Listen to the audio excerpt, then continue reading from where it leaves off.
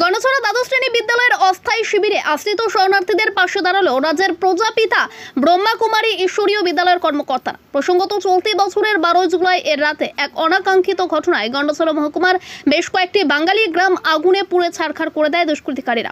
উক্ত ঘটনাকে কেন্দ্র করে সর্বস্ব হারিয়ে 13 জুলাই থেকে সরকারিভাবে গন্ডছড়া দ্বাদশ শ্রেণী বিদ্যালয়ের সাংস্কৃতিক ভবনে অস্থায়ী শিবিরে আশ্রয় নেয় প্রায় 450 জন কচিকাঁচা সহ মহিলা পুরুষ। এরপর থেকেই বিভিন্ন সামাজিক সংস্থা ওই শরণার্থীদের বিভিন্ন সাহায্য নিয়ে পাশে দাঁড়ায়। রবিবার আগরতলা থেকে প্রজাপিতা ব্রহ্মাকুমারী ঈশ্বরীয় বিদ্যালয়ের মাতা জয়ন্তী দেবের নেতৃত্বে 6 জনের এক প্রতিনিধি দল উক্ত শিবিরে আসেন এবং শিবিরবাসীদের সঙ্গে মত বিনিময় করেন। মত বিনিময় শেষে সকলের হাতে পবিত্র রাখি পরিয়ে ভাব বিনিময় করেন প্রতিনিধিরা সকলের কপালে চন্দনের ফোঁটা দিয়ে সকলের মঙ্গল কামনা করেন। সর্বস্ব হারানো শরণার্থীরা চরম দুঃখের সময়েও ঈশ্বরের নাম জ্ঞান শুনে কিছুটা হলেও স্বস্তি পেয়েছেন বলা যায়। প্রজাপিতা ব্রহ্মকুমারী ঈশ্বরীয় বিশ্ববিদ্যালয় সংস্থা থেকে এসেছি।